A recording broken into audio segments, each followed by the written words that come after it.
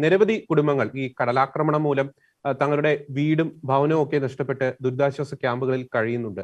അതിനെപ്പറ്റി ഒരു കണക്ക് അങ്ങ് വ്യക്തമാക്കാമോ? അതിന്റെ ഒരു രൂക്ഷത ഒന്ന് വ്യക്തമാക്കാമോ? അതായത് എത്ര കുടുംബങ്ങളാണ്, അവർ എത്ര നാളായി അവിടെ കഴിയുന്നു, ആ ദുരിതാശ്വാസ ക്യാമ്പുകളിലെ നിലവിലെ സ്ഥിതിവിശേഷം എന്താണ്? കാരണം നമുക്കറിയാം, നമ്മുടെയൊക്കെ പ്രദേശത്ത് ഈ പ്രകൃതി ദുരിതമൊക്കെ ഉണ്ടാകുമ്പോഴാണ് ദുരിതാശ്വാസ ക്യാമ്പുകൾ എന്നൊരു വാക്ക് പലപ്പോഴും കേൾക്കുന്നത്. പക്ഷെ വർഷങ്ങളായി ഒരു 365 ദിവസവും ഇത്തരം ദുരിതാശ്വാസ ക്യാമ്പുകളിൽ ഇത്തരം കുടുംബങ്ങൾ കഴിയുന്നുണ്ട് എന്നത് പുറലോകം അധികം ആരും അറിയാത്ത ഒരു വലിയൊരു ആശങ്ക ഉണർത്തുന്ന ഒരു വസ്തുതയാണ്. അതിന്റെ ഒരു രൂക്ഷത അങ്ങൊന്ന് വ്യക്തമാക്കാമോ?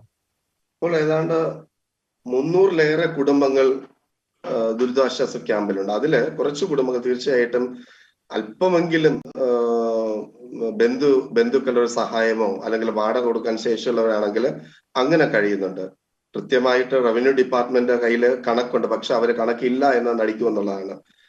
അതിരൂപതയുടെ കണക്കനുസരിച്ച് 300-ലേറെ കുടുംബങ്ങൾ. പക്ഷെ ഇതിന്റെ ഒരു തീവ്രത എന്ന് പറയുന്നത് കുറേയേറെ വർഷങ്ങളായിട്ട്, ഏതാണ്ട് ഒരു 8-10 വർഷത്തിലേറെ ദുരിതാശ്വാസ ക്യാമ്പിൽ കഴിയുന്ന ജനങ്ങളുണ്ടായിരുന്നു.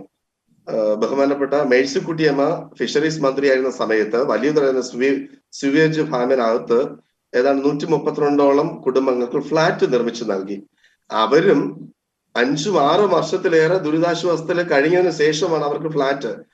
അതിനുശേഷമാണ് ഇപ്പോൾ വീണ്ടും 300-ലേറെ കുടുംബങ്ങൾ 3 സ്ഥലങ്ങളിലായിട്ട് ഈ ദുരിതാശ്വാസ ക്യാമ്പിൽ കഴിയുന്നു. 1 വലിയ UP school, 2 bud school, 3 FC godown. അതില് ഏറ്റവും ഈ UP സ്കൂളിലേക്ക് അവസ്ഥ എന്ന് പറയുന്നത് നമുക്കറിയാം. പാവപ്പെട്ട മക്കൾ പഠിക്കേണ്ട സ്ഥലത്ത് ഈ ദുരിതാശ്വാസ ക്യാമ്പ് അവരുടെ പഠനം തടസ്സപ്പെടുത്തുന്നു എന്നുള്ളതാണ് ഒന്നാമത്തെ പോയിന്റ്. അങ്ങനെ ശരിയായ രീതിയിൽ ഇവർ പഠിക്കാതെ വരുമ്പോൾ ഇവര് സാമൂഹ്യ ദ്രോഹികൾ അല്ലെങ്കിൽ സമൂഹത്തിന്റെ പ്രശ്നങ്ങൾ ഉണ്ടാക്കുന്നവരായിട്ട്. കാരണം അവർക്ക് നാളെയുടെ ഭാവി ഈ മത്സ്യത്തൊഴിലാളി കമ്മ്യൂണിറ്റി എപ്പോഴും ഇങ്ങനെ പരാശ്രയ ജീവികളായിട്ട്, നല്ല ചിന്താശേഷി ഇല്ലാതെ വിദ്യാഭ്യാസ യോഗ്യത ഇല്ലാത്ത മക്കളായിട്ട് കഴിയണം എന്നുള്ളത് കുറെ പേരുടെ പിണിയാളന്മാരുടെ ആവശ്യമാണ്. അതിന്റെ ഒരു നിഗൂഢത അതിനകത്ത് ഉണ്ടോ എന്നുള്ളതാണ് നമ്മൾ തിരിച്ചറിയുന്നത്.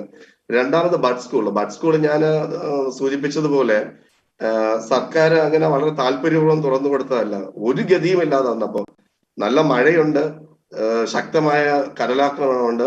അവ കയറിക്കിടക്കാൻ വഴിയില്ലാതെ വന്നപ്പോ അവിടുത്തെ ഒരു ജനപ്രതിനിധി ചെന്ന് അല്പം നിർബന്ധപൂർവ്വം കായിക ബലം ഉപയോഗിച്ച് തുറന്നാണ് അവിടെ ഈ ജനങ്ങളെ കൊണ്ട് മാറ്റി പാർപ്പിച്ചത്. പിന്നെ മൂന്നാമതാണ് ഈ പറയുന്ന ഗോഡൌണിന്റെ വലിയൊരു തീവ്രമായിട്ടുള്ള നമ്മളെ വേദനിപ്പിക്കുന്ന കണ്ണറിയിപ്പിക്കുന്ന കാഴ്ച എന്ന് പറയുന്നത് സിമന്റ് ചാക്കുകൾ കൊണ്ടൊക്കെ തള്ളുന്ന ഒരു സ്ഥലമാണ് അവിടെ. അരിച്ചാക്കുകൾ. അപ്പോൾ ഈ സിമന്റ് ചാക്കുകൾ ഇപ്പോഴും കൊണ്ട് നിക്ഷേപിക്കുമ്പോൾ ആ സിമന്റ് ഇന്നും അവിടുന്ന് പറന്നു വരുന്നു എന്നുള്ളതാണ്. അത് ശ്വസിക്കുന്ന, പ്രത്യേകിച്ച് ഇപ്പോ നവജാത ശിശു ഉൾപ്പെടെ ദേഹത്ത് മൊത്തവും ചൊറിച്ചിൽ അനുഭവപ്പെടുന്നു. 6 മാസം മാത്രം പ്രായമുള്ള ഒരു കുട്ടിയുടെ കാലിങ്ങനെ ഇഴുകി, അത് ശരിക്കും പിന്നെ ആ പാവപ്പെട്ട അമ്മമാർക്ക് മക്കളെ ശരിയായ രീതിയിൽ മുലയിട്ടുവാൻ സാധിക്കുന്നില്ല. ടീനേജിലുള്ള കുട്ടികൾക്ക് ശരിയാവണ്ണം വസ്ത്രം മാറ്റുവാൻ സാധിക്കുന്നില്ല എന്നുള്ളതാണ്. പാവം അമ്മയും അപ്പനും ഈ തുണി അല്ലെങ്കിൽ ബെഡ്ഷീറ്റോ സാരിയോ മറച്ചു കൊടുക്കണം ഈ കുട്ടികള്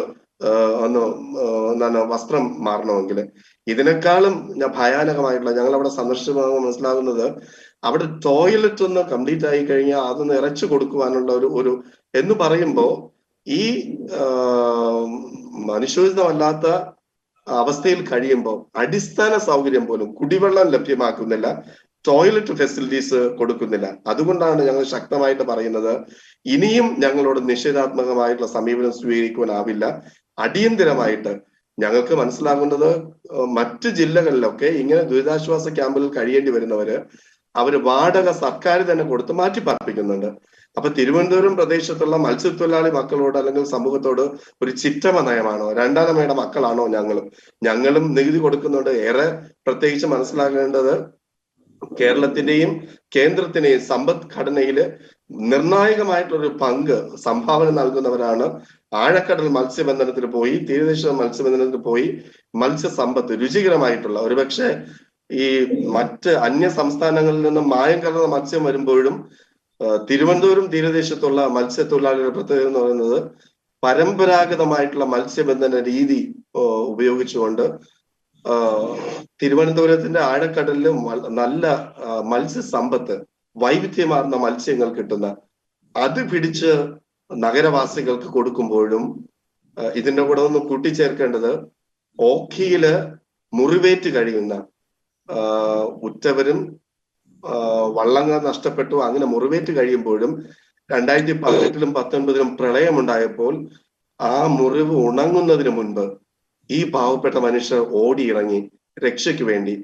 ഞാന് ജനറൽ ആശുപത്രിയിലും തിരുവനന്തപുരം ജനറൽ ആശുപത്രിയിലും മെഡിക്കൽ കോളേജിലും ഈ ഓഖിയിൽ നിന്നും തിരികെ വന്ന ആഘാതത്തിൽ ഷോക്കേറ്റ് വന്ന് തിരികെ വന്ന മനുഷ്യരോട് പോയി ചോദിച്ചു. അത് കഴിഞ്ഞിട്ട് ശരിക്കും അവര് പറയുകയാണ്, അവരുടെ കണ്ണ് നിറഞ്ഞ ഞങ്ങളുടെ കൺമുമ്പിൽ ഞങ്ങളുടെ സഹോദരങ്ങൾ മുങ്ങിത്താഴുന്ന കാഴ്ച കണ്ടു. ഇതാണ് അവരുടെ വിലപിടിപ്പുള്ള യാനങ്ങൾ പൊട്ടി. കാരണം നമുക്കറിയാമല്ലോ ഈ ചെങ്ങന്നൂർ പോലുള്ള, ഞങ്ങൾ അത് എടുത്തു പറയാൻ കാരണം ഇതിനു മുൻപ് ഫിഷറീസ് മന്ത്രിയായിരുന്ന സജി ചെറിയാൻ അദ്ദേഹം നിലവിളിക്കായിരുന്നു, നമ്മുടെ മാധ്യമങ്ങളിൽ കണ്ടതാണ്. അവിടെയാണ് തിരുവനന്തപുരം തീരദേശത്തുള്ള മത്സ്യത്തൊഴിലാളികൾ പോയി മേഴ്സിക്കുട്ടിയമ്മയുടെ തന്നെ കണക്കനുസരിച്ച് ഒരു ദിവസം ഏതാണ്ട് 60,000-ലേറെ പേരെ രക്ഷിക്കുകയാണ്. അങ്ങനെ 3,90,000-ഓളം പേരെ 6 ദിവസങ്ങളായിട്ട് രക്ഷിച്ചു കൊണ്ടുവന്ന അതേ മത്സ്യത്തൊഴിലാളികൾക്ക് ഒരു പ്രയാസമുണ്ടായപ്പോൾ ഈ മന്ത്രി മാത്രമല്ല പൊതുസമൂഹം മുഴുവനും കണ്ണടക്കിയത് മുഖം തിരിയുകയാണ്. അപ്പൊ ഇവിടെയാണ് അവിടെ കഴിയുന്ന ആ ദുരിതക്കയത്തിൽ കഴിയുന്ന മക്കളുടെ ആ ഒരു വലിയൊരു ശക്തമായിട്ടുള്ള വേദന എന്ന് പറയുന്നത്. അല്പമെങ്കിലും മനുഷ്യപ്പറ്റുണ്ടെങ്കിൽ ഇവരെ മനുഷ്യോചിതമായ രീതിയിലെങ്കിലും അടിയന്തരമായി പുനരധിവസിപ്പിക്കണമെന്നതാണ് ഞങ്ങൾ ആവശ്യപ്പെടുന്നത്. ഒരു കാര്യം കൂടി, ദുരിതാശ്വാസ ക്യാമ്പുകളിൽ കഴിയുന്ന ഈ കുടുംബങ്ങളുടെ ഒരു ദൈനംദിന കാര്യങ്ങൾ എങ്ങനെയാണ് മുന്നോട്ട് പോകുന്നത്, പ്രത്യേകിച്ച് ഭക്ഷണം അത് ഒക്കെ ബന്ധപ്പെട്ടുള്ള കാര്യങ്ങൾ? അവിടെ ശരിക്കും പറഞ്ഞു കഴിഞ്ഞാൽ ഈ സർക്കാർ എടുക്കുന്ന ഒരു സമീപനമുണ്ട്. പ്രത്യേകിച്ച് പള്ളികളുമായി ബന്ധപ്പെട്ട് നിൽക്കുന്ന ഇടവക സംവിധാനത്തില് നമ്മുടെ തന്നെ ഒരു വിഭാഗം ജനം കഷ്ടപ്പെടുമ്പോൾ തീർച്ചയായിട്ടും അവർക്ക് ഭക്ഷിക്കുവാനില്ലെങ്കിലും അവര് അന്നം കൊണ്ട് എവിടെ കൊടുക്കും? ഈ കഷ്ടതയിൽ കഴിയുന്ന മക്കൾക്ക് കൊണ്ട് കൊടുക്കും. അപ്പോ ഒന്ന് ചില സന്നദ്ധ സംഘടനകൾ, തീരദേശ മേഖലയിൽ നിന്നുള്ള സന്നദ്ധ സംഘടനകൾ, വിൻസെന്റ് പോൾ സൊസൈറ്റി അല്ലെങ്കിൽ BCC വഴിയുള്ള അവര് ശേഖരിച്ചു കൊണ്ടുവരുന്നത് കൊടുക്കുന്നുണ്ട്. തീർച്ചയായിട്ടും സർക്കാർ ഇവർക്ക് ഭക്ഷണം പൊതിച്ചോറുകളായിട്ട് എത്തിക്കുന്നുണ്ട്. പക്ഷെ അത് നമുക്കറിയാമല്ലോ, ഈ റേഷൻ ഭക്ഷണം കൊടുക്കുന്നത് പോലത്തെ ഇതാണ്. അവിടെയാണ് കുറച്ചുകൂടെ ഇവർക്ക് വസ്ത്രമായിരുന്നാലും ഭക്ഷണമായിരുന്നാലും തീരദേശത്ത് പള്ളികൾ ഉൾപ്പെടുന്ന, ദേവാലയങ്ങൾ ഉൾപ്പെടുന്ന സംവിധാനത്തിന്റെ സന്നദ്ധ സംഘടനകളുടെ പിന്തുണയോടുകൂടി അവർക്ക് ഭക്ഷണങ്ങളും ഇത്തരത്തിലുള്ള സൗകര്യം ചെയ്തു കൊടുക്കുന്നു. അവിടെ ഏറ്റവും നമ്മൾ കരളിലിപ്പിക്കുന്നത് അടിസ്ഥാന സൗകര്യങ്ങൾ അപര്യാപ്തതയാണ്. കുടിവെള്ളത്തിന്റെ പ്രശ്നം, ശരിയായിട്ട് ടോയ്ലറ്റ് ഫെസിലിറ്റീസ് ഇല്ല.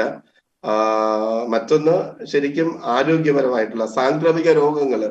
ശരിക്കും പറഞ്ഞാൽ നമുക്ക് ഈ സിമന്റിന്റെ കൂടെ കിടന്ന് ഞാൻ തന്നെ 2 മാസം മുമ്പ് പോയപ്പോൾ ക്യാൻസർ പേഷ്യൻസ് ഉണ്ട്, വൃക്ക രോഗികളുണ്ട്, ഡയാലിസിസ് നടത്തുന്നവരുണ്ട്, ഈ നവജാത ശിശുക്കളുണ്ട്.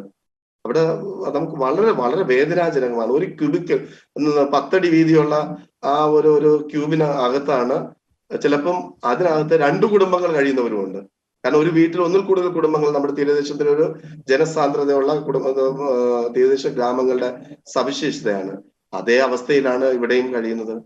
അത് വളരെ ഭയാനകമായിട്ടുള്ള ഒരു വസ്തുതയാണ്.